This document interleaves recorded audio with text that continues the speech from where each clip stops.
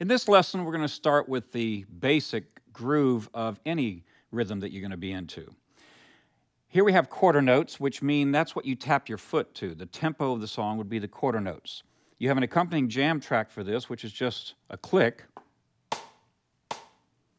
And at this tempo, you're at 76 beats per minute. Now, we're starting from a very elementary standpoint, but I want to make sure you're grounded and you always know where the groove is. We have jam tracks that accompany this lesson that are in various tempos. So make sure that whatever music you're listening to and you play along with, you are rock solid with the groove and where the quarter notes are. We're going to think drums, mute the strings, and make sure you do it in some place where you don't have harmonics. Just smack the guitar. Make sure you're locked right up with it. Okay? And how would you count these quarter notes? Well, we're in 4/4 time, so make sure you count them this way. 1, 2, 3, 4. The numbers are always the quarter notes. The numbers correspond to you tapping your foot when your foot is on the ground. Now, we don't have a camera on my foot, and that's unfortunate because it's pretty important you get your foot tapping. And getting a little kinesthetic in this, moving along with the groove helps you stay in the groove, especially when we get into some of the more advanced rhythms where you're playing across the bar line, things like that. Well, let's test this.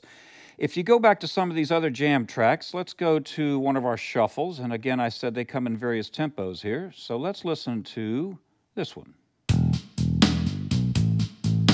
Before you play anything, make sure you can count 1, 2, 3, 4, and just practice.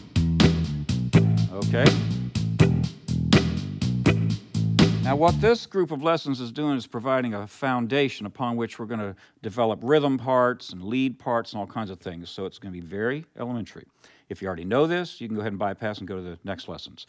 But if you're just practicing playing against this, you see you have your E minor pentatonic all diagrammed both in open and 12th position and in the entire fingerboard. So if I just practice playing licks, and don't worry about being able to play exactly what I'm playing, we'll get to that point. But if I just start off and say, well, I just want to make sure I can stay in the pocket and play just quarter notes. 2, 3, 4, 2, 3, 3, 4.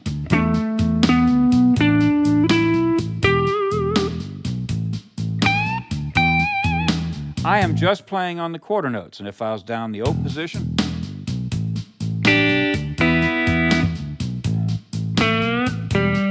but it's kind of limiting. It's kind of square because you're not playing on any of the off beats, and you're not subdividing the beat any. That's what our next lesson is going to get into. But make sure that you go against all the jam tracks, even the slow blues jam track, and you smack the guitar playing just quarter notes, and that you just practice playing in the E minor pentatonic scale. Now, I've set this up to where if you were an absolute beginner and you wanted to get into dabble into some lead playing, you could use those E minor diagrams, E minor pentatonic, and just play some notes. But if you don't know where you are rhythmically, you're never going to sound like a creative player. You're going to be very limited because that scale only has 5 notes. It's important you address this rhythm. And if you were playing rhythm guitar against this, let's just say we're playing an E7 and an A7. A rhythm guitar part that would involve just quarter notes would sound like this. Or